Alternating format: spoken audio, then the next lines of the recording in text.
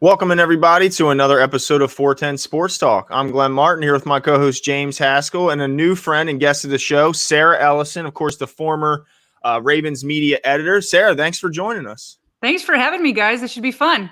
Yeah, absolutely. We got a lot to get into. It's was it day 3 now of since the legal tampering began, and the feels like year 3, right?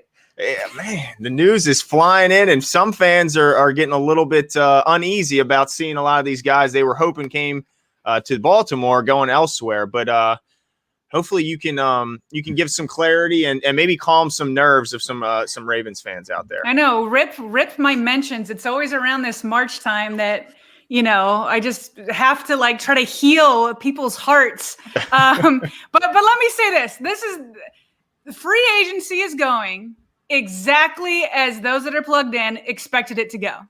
There really has been few surprises. If there have been any surprises, I'd say they're minor, like a minor one with LJ Fort today, right? So kind of surprising that the Ravens cut him. Jeff Zrebiec reports that he could come back after he goes out and sees what's in the market. And if it's like Derek Wolfe, because that was, nobody ever announced that, but that was kind of the idea with Derek Wolfe, right? They gave him an offer even before free agency. He went out. We saw his tweet. He's like, I've been undervalued since day one, which makes me sad for Derek Wolfe. But as soon as I saw it, I was like, he's coming back to the Ravens because nobody's given him a bigger offer than the Ravens. So that could potentially happen with LJ Fort, unless LJ Fort's, upset about being cut. The other minor one is I think that the Ravens may have, wanted Jihad Ward back. Yeah. But again, those are the two, minor surprises. Those aren't going to kill the Ravens. Everything else, no wide receiver signing, watching out for the comp picks, losing, Judon and Yannick, all of that was expected. And then spending their biggest splash on an offensive lineman. All of those things were to be expected. So know that the Ravens have this within their offseason plans.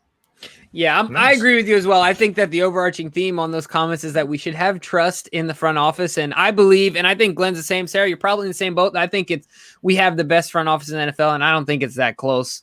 I think that, we have a real strategic advantage when it comes to the structure we have there. But one of the things I wanted to talk to you about, and this is something that Glenn and I have talked about for a while, and we wanted to get your opinion on it. One thing that always seems to bug us is the criticism of Coach Harbaugh. Some fans give him no credit simply because he doesn't call plays, and that it's the main job of the head coach, as if that's the main job of the head coach. He's worked for the Ravens for over a decade. And then, of course, you have as well. So you guys have gotten to know each other. What are your impressions of John? How much credit do you give him for the success the Ravens have had during his tenure? Well, just to be clear, so the criticisms I hear on John Harbaugh is that he doesn't like the quote unquote alpha male, right? Is that one? And I don't know if the other one is just maybe people like a change of scenery. Or whatnot. So maybe there's he doesn't call plays. He doesn't call play. He doesn't have his own system and all that stuff. Right. Yeah. Well, and so yeah, those are the ones I've heard. So I just want to make sure we're on the same page as I give a different point of view on it.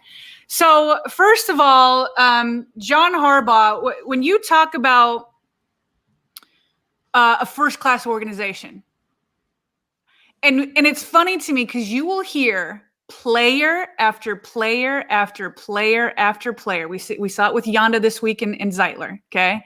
Every time these guys leave, they're singing the Ravens praises. Yes, go there. If you get a chance, go play in Baltimore.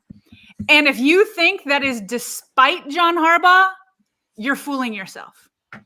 John Harbaugh has created, along with Ozzie and now Eric DeCosta and Steve Bisciotti, an environment where somebody who lived in cube world, okay, meaning where, the business side, lives and lots of people are in cubes over there, that I felt completely valued and respected.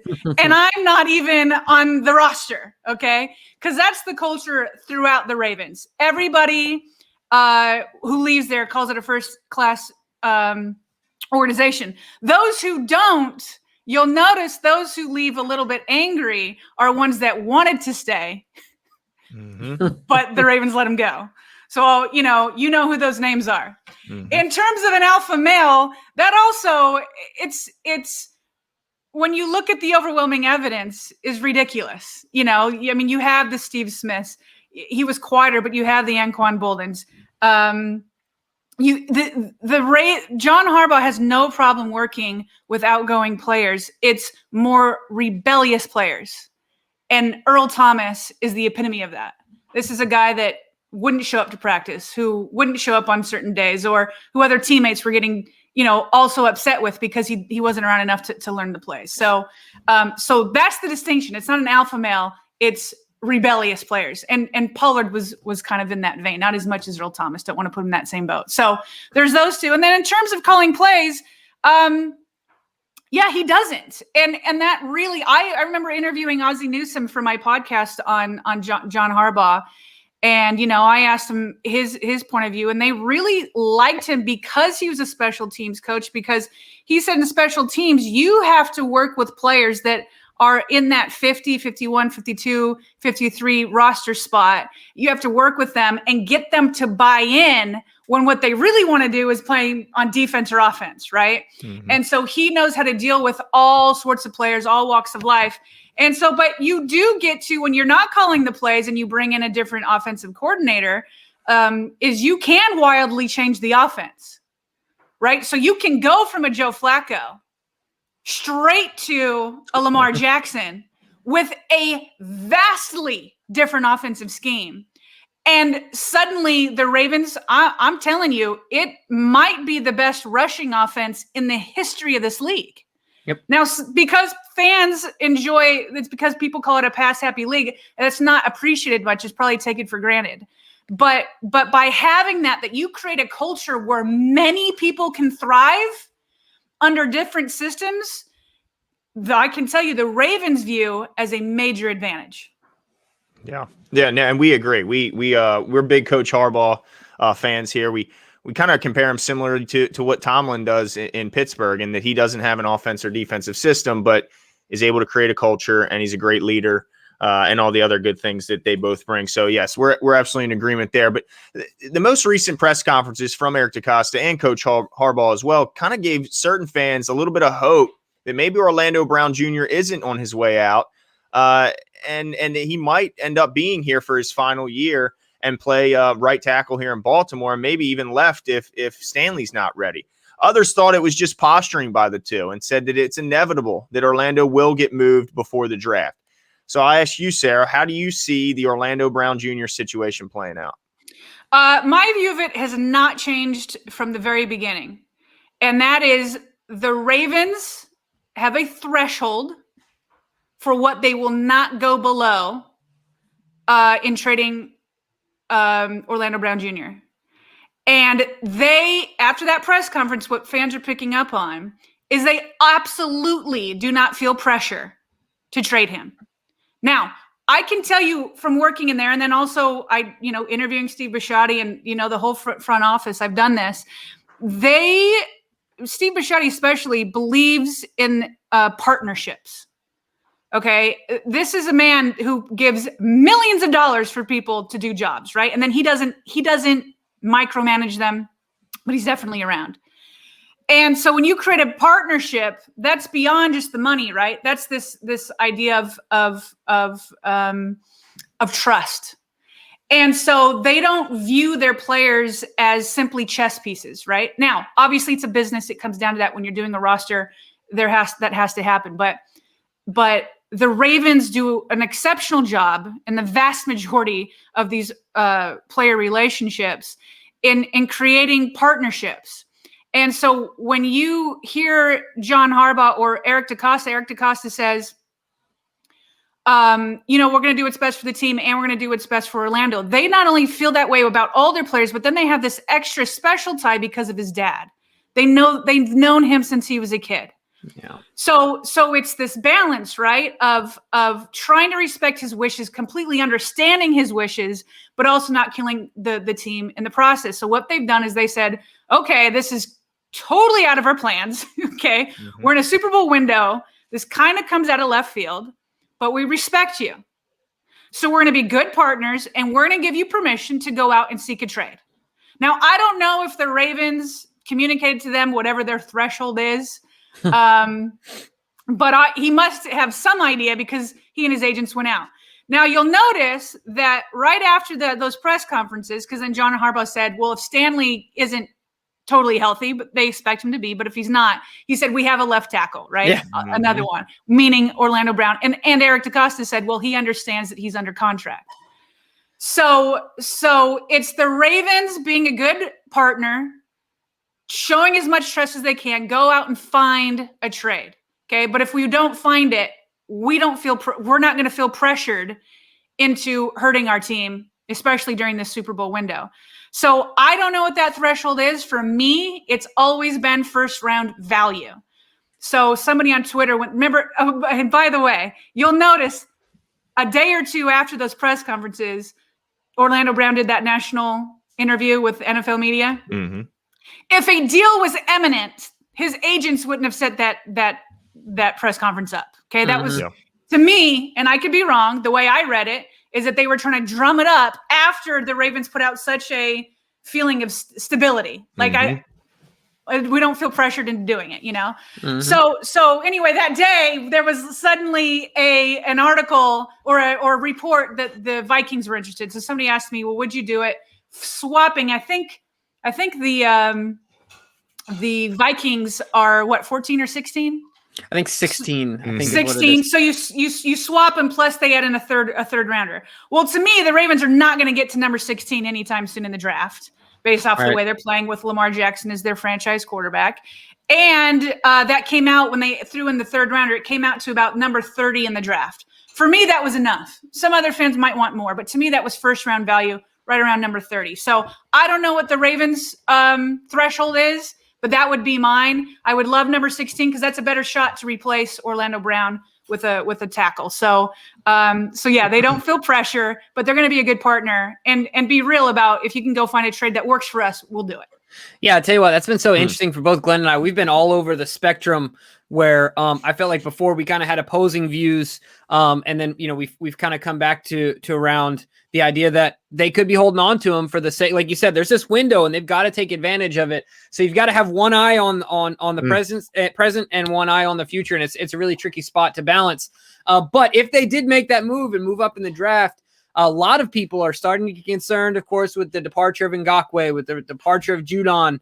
The Ravens could use that pick to go after a pass rusher. So our question to you is, how do you feel about the status of the edge defender group right now? And how do you see them addressing the filling those gaps with the departures of those two guys? Do you see it being in the draft or going after a veteran? How do you see that working out for the team? Yeah, both those places. I think it's obvious that outside linebacker in particular, but edge too, especially after Ward is gone, because he did a little bit of both. Mm-hmm.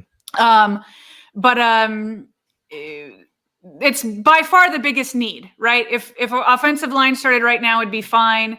Wide receiver, you need a couple more pieces, but it'd be fine, especially in a run offense. But yeah, edge is by far the biggest need. And so I think the Ravens, patience is a virtue.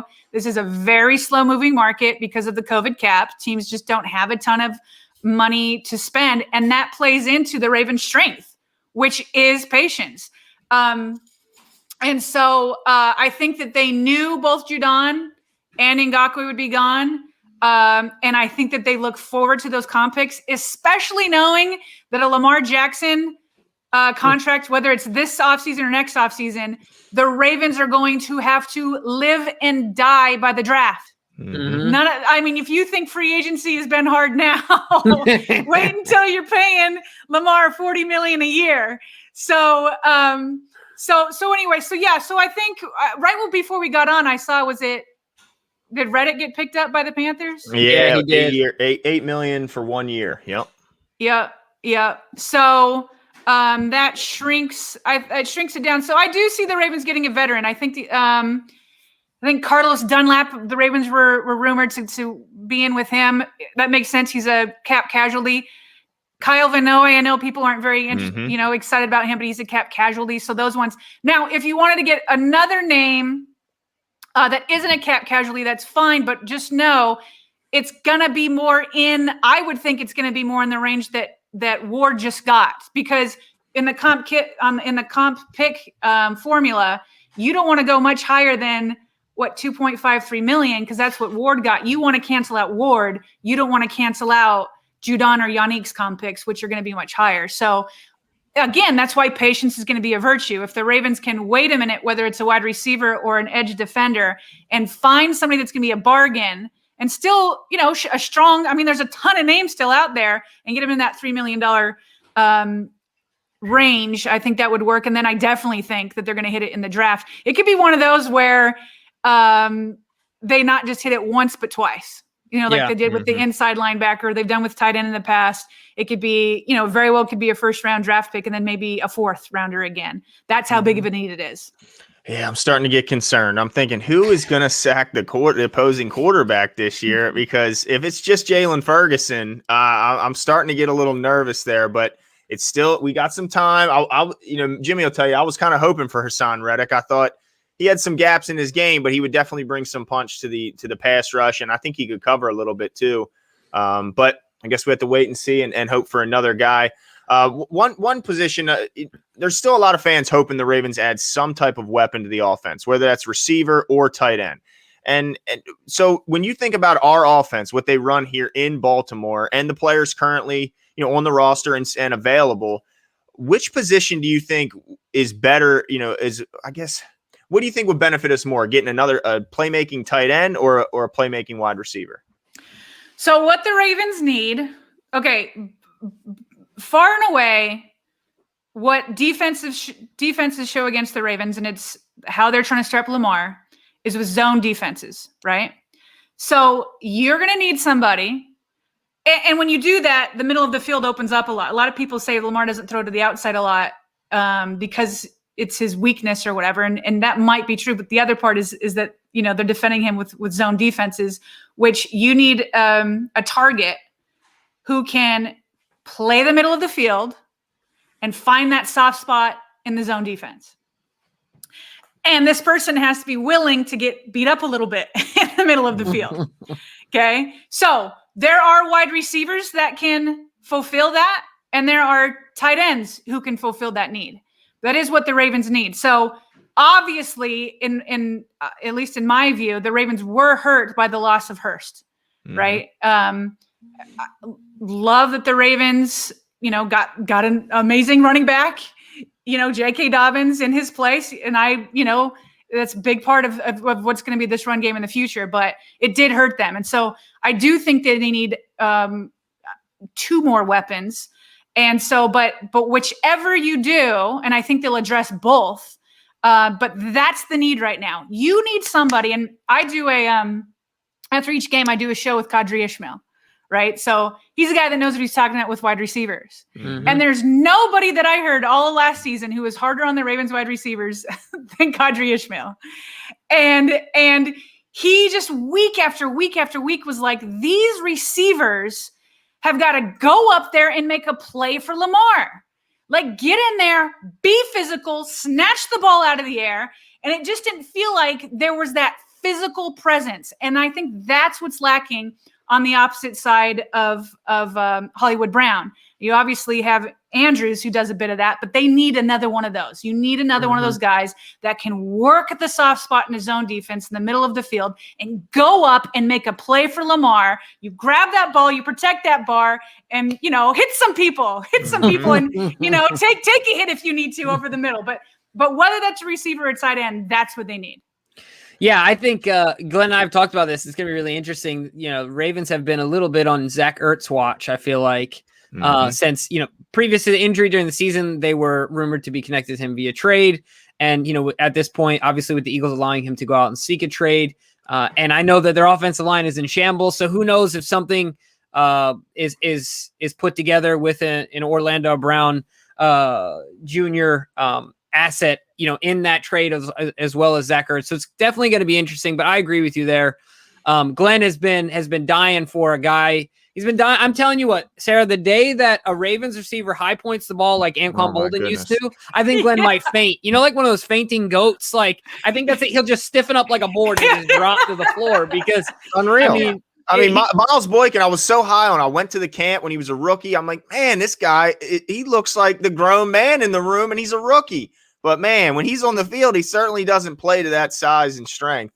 I'm hopeful. It happens every single year. I mean, because I went to camp every year too, and I'm like, okay, this guy's for real. I mean, he might drop off a little bit, but then it's like disappears. I mean, year after year. And that is tough with Miles Boykin. I mean, when you're to the point where like you didn't hear the play and you went out and lined up not knowing where the play is, that's more mental than anything. Because I mean, physically, he's got it all. Yeah. But the Ravens can't bank on it anymore. They can't put all their chips there. Yeah, and it's funny because a lot of people in our comments will defend him based on his blocking skills. But when and I get it, but when your number one asset as a receiver is blocking, it's that's a problem. That's blocking to me is cherry on the cake. But if I don't have the cake, what am I? I don't want this cherry. Right, exactly. That's a great point. So one of the things we want to talk to you about is it's in the same vein, the wide receivers, and you kind of touched on this earlier. The Ravens passing game has taken a bunch of criticism from fans to analysts and even some former players like Snead and Bryant. The Ravens heard those criticisms, seemingly addressed them, with the hiring of a couple coaches to help in that area, T. Martin, Keith Williams. What are your thoughts on those hires and what they bring to this offense? Yeah, I think those hires are reinforcing and also re-signaling the Ravens strategy with wide receivers these days. And so if we go back far before Lamar Jackson, the Ravens have really never paid a second contract type money to anybody, right? So sometimes people will say, what about Anquan Bolden? Well, Anquan Bolden was, they traded, a couple of picks with which the Ravens do. They did it again with Yannick Ngakoue, but that wasn't, this young receiver going out and getting his second contract. Because once Anquan hit, what was it when the Ravens traded him? He hit $9 million on the cap, something like that. Nothing outrageous. Right. And even then they were like, "Oh, that's too much," and they needed other room. But okay, so the Ravens have never done that. However, so what they did do is they would go out and get those receivers on their third contracts, the over 30 kind of guys who weren't looking to make big deals. So that seems to have even diminished a bit. And if I'm correct, I need to go back and look, but if I'm correct, nobody has drafted more wide receivers in the last 2 or 3 years than the Ravens. Oh, wow. I wouldn't be surprised. That's funny because Eric DeCosta said we need to take more swings, right? He said we need to take more swings. And here's what's funny is people will say that these are liars' luncheons all the time or whatever, and that's sometimes true. But if you listen to them closely enough, there will always be 2 to 3 lines that the Ravens are telling you exactly what they're going to do. They did that after the 2019 season, saying that they were going to rebuild the front 7 on defense. They did it, and they did it effectively. And this year they straight up said, we want to build the offensive line, and we're probably not going to get the quote unquote number 1 receiver. So you might be in denial, but I'm telling you, life is not fun when you live in denial. Just embrace what the Ravens are telling you. Just accept your team for who they are, or you got to go cheer for somebody else because this is who they are. Okay, so I wouldn't be shocked. I still expect the Ravens to get a bargain wide receiver veteran, okay? But I also wouldn't be shocked if they don't touch him and they keep going back to the draft. And so swinging this back around to your question on the new hires, that just reinforces their strategy. Okay, we're gonna not pay a lot to these veterans. We're gonna use the draft, and we are gonna get freaking better at this wide receiver stuff. Eric DeCosta is over that the truth that the Ravens haven't been able to draft and develop a wide receiver. Hollywood is on the cusp, right? He's so close. His last quarter of the season and then in the playoffs has been amazing. Maybe Miles Boykin is close. Devin Duvernay, Prochet, and maybe they get another one. But to me, that's what these coaches are going to do. It's taking coaches who are so well respected that grown wide receivers who are Pro Bowl wide receivers go to Nebraska to go and be taught by this guy. And the Ravens are like, we're stealing that. We're scooping that up and we're using that for our own benefit. So to me, I think that is going to be the Ravens' new strategy going forward. Maybe there will be some vets here and there, but for the most part, they're like, that's what we're doing. We're going to develop these guys and we're going to get good at it. And we're going to change this narrative about ourselves. That, by the way, is true. Yeah, you know what? I have to say that I think one of you talked about John Harbaugh. I think one of his most underrated attributes or abilities that he has that he brings to the table is his ability to recruit coaches. I mean, he is to me, I think he's an incredible recruiter of coaches, and just like you're talking about to pluck these guys out of their positions and come over and to play for the Ravens. Hopefully they have the same success as they did in stopping the run between 2019-20 this year with this mission they have to improve the passing game. But the question I have to you as a follow-up, Sarah, is I'm not sure if you saw the comments by David Culley that he provided yesterday as ammunition to all of Ravens flock about the Greg Roman and the offense and things. What would, for those of you that didn't see it, he basically said that our offense is limiting Lamar Jackson in the way that they do things, that he can do everything from A to Z as far as a passer, but they're limiting him. So what's your take on his comments there? Yeah. So I guess you could go, one of two ways with it. And my gut tells me both are true at once. Okay. So some people were, maybe is offended the right word, that he would throw his former, coworkers under the bus, number one, and number two, but he did it in a way to like save himself because, he was the assistant head coach, wide receiver coach, and pass game coordinator. Yeah. And he said their system, like he wasn't a part of it. Like, I don't know. Like, again, I'm not in those coaches' rooms, but I did work at the Ravens for 13 years. It's not really like an environment that's like you're gonna do what I tell you to do, and you're gonna like it. It's a very open environment where feedback is encouraged and people have voices. So the way he said it was they, as if he wasn't a part of it. I don't think that if John Harbaugh heard it, I don't know that he would have loved it. And or maybe, I don't know. So I'm not bashing my former coworkers, even though, we had disagreements when we were together or whatever, but I'm not going to all of a sudden be like them and I wasn't a part of it. Right. So anyway, whatever, I'm not going to overreact to it, but other people were really upset about that. But it's probably true that he tried to save himself a little bit there.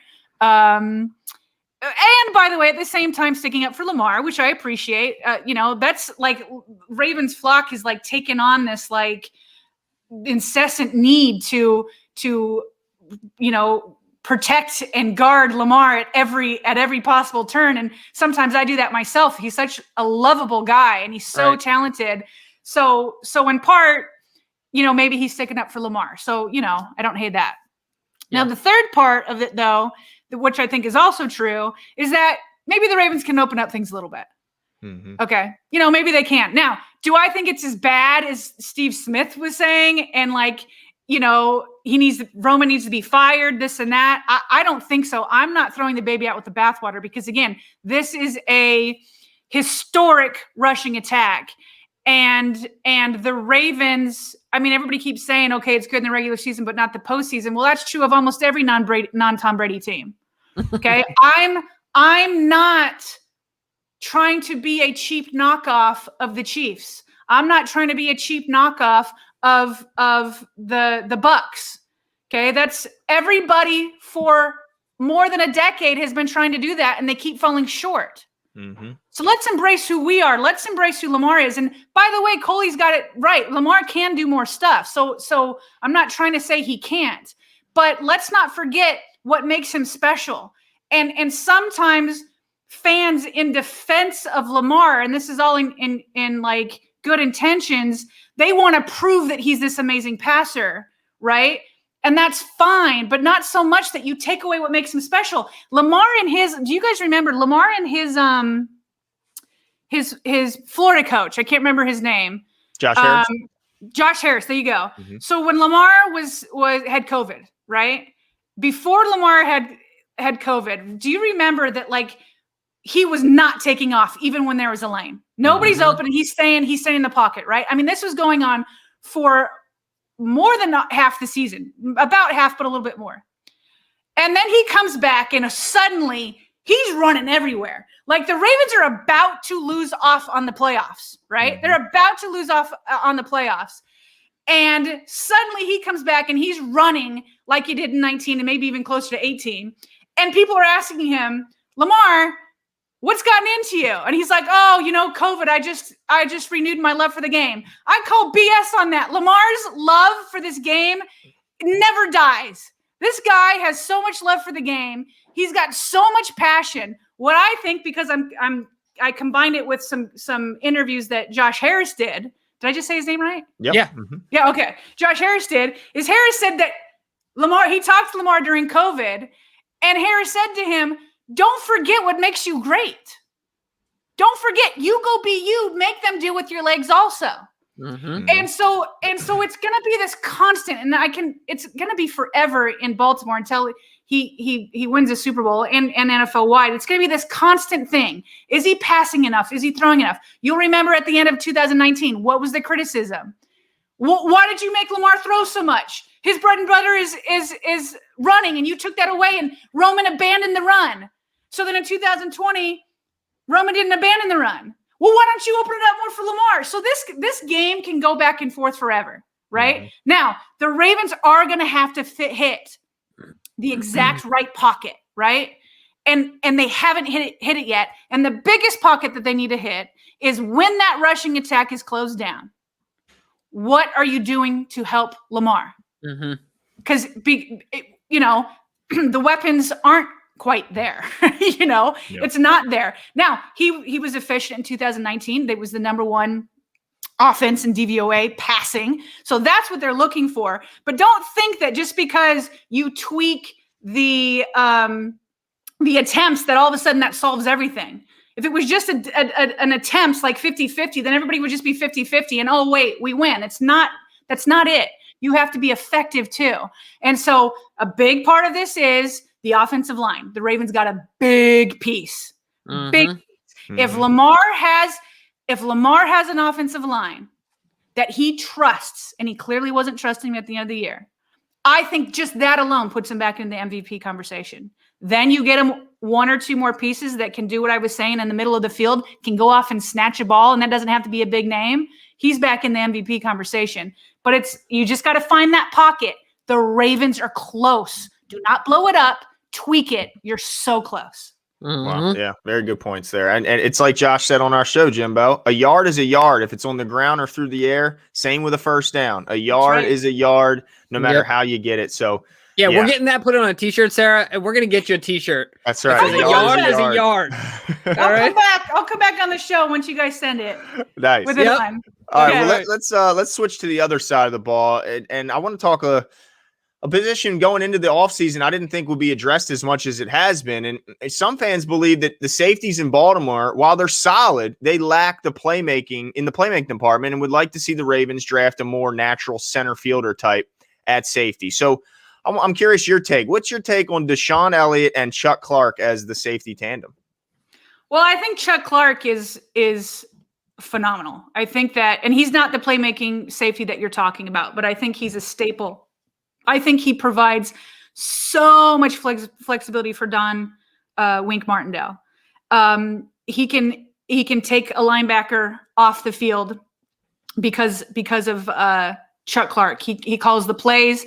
The players respect him. If they don't know where to be, Chuck Clark tells them where to be. He's the smartest guy on the field. He's the smartest guy on the field. He's always in the right spot. So I think he's an important piece. Deshaun Elliott has the chance to become that center fielder. I think that, and I'm not talking reaching Ed Reed levels, and we're spoiled in Baltimore, right? That's what we're always comparing it to. But he has the chance. I think that he's so close. I think that, with that year of experience was huge for him. If he can start trusting his instincts a bit more, because he's always in the right spot. He's getting there. He's tough. He delivers a hit. He's so fun to watch.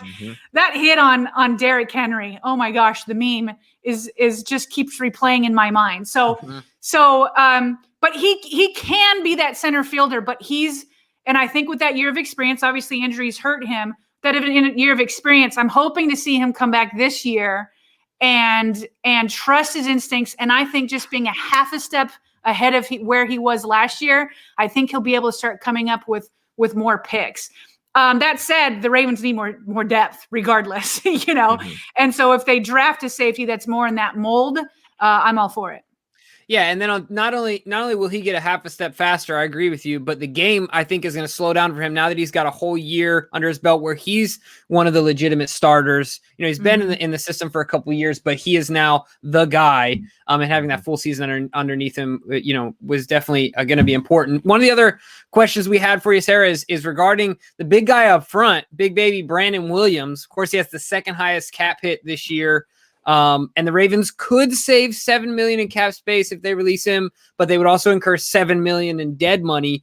Do you see something happen with Brandon, whether it be, and what do you see as most likely, like a release, or do you see an extension so they can maybe lower that cap hit a little bit as more likely? Well, first of all, when you mention his cap, you have to remember, and I bring this up now because all over in my mentions, people are like, oh, just backload the deals. Oh, just restructure. Oh, just restructure. Just go for it. It's what I hear every single time during this free agency period. Just backload it. Other teams do it. Well, that's what they did with Big Baby. He's the guy they continually went to, backloaded his contract, backloaded it, restructured it. And now it's come time where it's like, if you cut him, you got big dead money. You have big dead money, and by the way, you lose a massive hole in your run defense. Good luck with Derrick Henry then. Okay, good luck, because we saw the difference. We saw the difference of when he's in there, and we see the difference from every time he's in there. So this is just the reality of restructuring. And you like to pretend that you can keep kicking the can down the road, but you rarely follow up to see what happens to teams when it's time to pay the bills. Okay, this massive flood of cap casualties that the Ravens are, benefiting from with Zeitler is because the bill does come due. Okay, so what I think is most likely to happen, I don't think he's being cut. And I would say that even before Eric DeCosta got up on the presser and basically said, we're not cutting him. Okay, so sometimes they tell you exactly what they're going to do. Then he followed that up with, which I'm sure you guys noticed, he said that guys at this position can play for a long time. So it's going to be one or two things. Either he plays under the current contract or they're going to extend him. Yeah. And knowing Brandon Williams, I mean, I could see him wanting to be a Raven for life. He's such an easy guy to talk to. He's such an easy guy to get along with. He's restructured all these times. I could definitely see an extension. In fact, that would be my biggest hope, is I'd like to see them extend him. And it won't be for, like the same money that they gave him with his second contract, but more commensurate with a 30-year-old. And so I think that an extension would be wonderful, and it would come at a cheaper price and then open some space up this year if they do it this year. Yeah, I'm hopeful that we still see Brandon Williams. There's no doubt when he's missing, it's a big problem. And you talked about what he brings on the field, but also, I mean, those videos of the behind the scenes with him dancing at his size, being a goofball, I know that impacts the locker room as well. And in such a high pressure environment, to have a guy that keeps things light, I'm sure helps as well, right?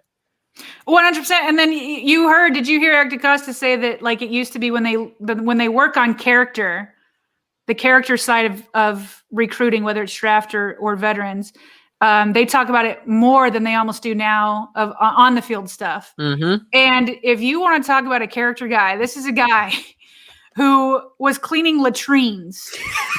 Yeah. Who is like, doing whatever it took to keep moving forward. This guy just gets it. He's not entitled. He's not above anybody. He's not elitist. He's a hard worker. He's a blue collar guy. You hear that a lot, but he epitomizes it. There isn't a better character. There might be some that equal him, but there's nobody with better character than Brandon Williams. The way he takes care of his family, his wife, his children. That's a guy that you want to keep around and continue to be an example to some of your younger players. Yeah, absolutely. Yeah, he's one of our favorites. There's no doubt. Well, right Brandon now, Williams, if you're looking for a new agent, there you go. Just call Sarah. She's got you. Well, as the team stands right now, there's still a lot to be done. But I'm curious as how you would rank as far as like their 3 top priorities right now. Still a lot of room to be done in free agency and of course the draft. But right now, where they stand, where do you rank their priorities? Number 1 is edge defender. Mm-hmm. There's no way around that. The second one is a passing weapon. And by the way, for both of those, you'll need more than one player. And then the third one, you're starting to get into depth. I still want in the draft a high center right next to yes. Right next to Kevin Zeitler, because I think it would give a couple years for the center if it's a rookie. Say like it's Creed Humphrey. Just speak it into existence. Right? That's right, yeah. Speak it into existence. I get excited just thinking about it. That would be a wall in front of Lamar Jackson. Yep. Yeah. And then with a rookie next to Zeitler, Zeitler can help make those offensive line calls. Mm-hmm. Okay, which typically a center does, but Zeitler can do that. And so this rookie, so Creed, I'm just going to say it. So Creed can focus on snapping and his blocking assignments. Zeitler's over there helping make those calls, and then he gets that a couple years because Zeitler, what was that, a 3-year deal? Essentially a 2-year deal, but third option. And so you got 2 years with Zeitler right next to you. Go get that rookie center that's legit, and then make I blocked his name out of my mind because he oversnapped it and Lamar got a concussion. Makari. See how I blocked him from my mind? It's so much trauma. He's just banned from your brain space. It's just trauma. How do I forget his name? But I would love to see him as a backup in this offensive line because he can back up so many positions. Mm-hmm. But let's stop messing around. Mm-hmm. Everybody keeps saying, let's let Lamar help. That's right. Let's build a wall around him. And then he will get the ball to his receivers and then just get somebody snatching it out of the air. I can feel it coming, guys. Just so I'm putting number 3 as that center because I'm a little bit biased. That's what I want. No, well, I think we're both with you there, right, Glenn? Yeah, absolutely. And I have one quick follow-up to an earlier question, and it could be a quick answer. So do you think it's possible the Ravens could play hardball with Orlando, and Orlando wouldn't play hardball in the sense that he would hold out, and that we could see Orlando at right tackle this year? Yes. Okay. I wouldn't call it hardball though. Well, I mean, in the sense that they gave into trade requests in the past, just last year with Hayden Hurst voicing his displeasure with being a backup tight end, and they seemingly, now they got like you said, that threshold. They obviously hit that with the 2nd round pick, but they, seem to move on from guys if they like them. And you mentioned the history with Orlando. I just figure, that they would just do him a solid, but I guess, it still remains to be seen. Mm-hmm. Yeah. I mean, I don't think the Ravens foresaw how much losing Hurst was going to hurt them because they had Andrews and they had Boyle. So I felt like they felt good there. But yeah, I mean, and I think I could be wrong. I don't know Orlando extremely well because all this came out of left field, but he does prior to this. He's had an extremely good relationship with the Ravens. I don't think either side wants to destroy it. Mm-hmm. But I don't know. Based off of their relationship, I'd like to think if Orlando and his agents couldn't go out and hit the threshold that the Ravens wanted, I'd like to think that Orlando would be like, well, that sucks. It's not what I want, but what do I do now? And it's like, I can't hold out because I wouldn't get my years required to become a free agent. And I still have to ball out because I need to get a big contract. Right. So I think that I'm hoping that Orlando, if it goes down this way, I mean, listen, I want him to fulfill his dream too. And a lot of this is just timing, right? It's just timing. And I get what he's doing. Like he's striking while the iron's hot. He just played left tackle for, more than half of a season and he played well. So you get it while you think it's hot. So I don't fault him whatsoever. But if it just so happens that the Ravens don't hit that threshold, I'd like to think that he'd come back and be like, fine, this is not what I wanted, but I'm going to ball out for Lamar, number 1, because I'm protecting him, and number 2, so I can get a big contract at the end of this season. Yeah, I tell you what, he's got that point you just said has got to be reinforced by Trent Williams' contract. I mean, my goodness, he's looking at that thing like, I'm younger. Yep. I have a lot more road out in front of me, so teams would be even more confident with giving me more money the way I see it. I think Trent Williams is 32. He's gonna be 38 when that deal is done. Man, so yeah, Orlando's got to be sitting there like, whew, as big money. Yeah, absolutely. It's going to be really interesting to see what happens this offseason. We've really appreciated your insight. I tell you what, our fans have been dying for us to get you on the show. So thank you so much. They're going to be super excited. So I know that a lot of people hit you up on Twitter. Why don't you let folks know if you're working on anything in particular, where else they can find you, or what else you got out there? Yeah, no, I'm mostly on Twitter at SG Ellison. I need to get back. So last year I did a big quarterback study on injuries relating to running frequency. Snap! All the time. I got to update it with 2020 numbers. So that's got to be my. It's not a quick study, so I'll probably release that later when things die down a little bit and really get into it. But right now, I'm just giving opinions and updates on free agency. We'll do the same with the draft. I'm there all season long at SG Ellison. Well, you guys be sure to follow her. And make sure to check her stuff out, because we definitely, like Glenn said, we reference it a lot and really appreciate it. That was finally the ammunition I was waiting for, because everyone says that. Well, he's going to get hurt eventually. I'm like, where did Drew Brees get hurt? Where did Tom Brady get hurt? Look around the league. Guys when you're being, oh my goodness, sorry, I get fired up about that. And this was not my study. I'm trying to figure I'm going to forget his name. I'll look it up. But there's another study that ranked the 4 most dangerous plays for a quarterback. And the 4th and last one was a designed run. The first one, I think, was I'm going to forget it, but I can't remember the order. But it's a sack, a sack, you keep it, a quarterback hit while you're throwing because you're not bracing yourself. You're like still trying to get it out. And then the last one was a scramble. The third was a scramble, and then a design run. So design run is the least dangerous play for a quarterback because they're in control. They don't have a blind side. They're in control. They can slide. They can go out of bounds. All of that. So or they can just miss, right? Yeah. Oh yeah. If you're Lamar, you can just like hold them like a cheap tent. I'd rather be tackled by a 220 pounder than a 350 pounder, back at the line of scrimmage. So, but thanks again, Saris. We really appreciate you coming on with us, and hopefully we'll talk soon. All right, James and Glenn, thanks for having me on. Yeah.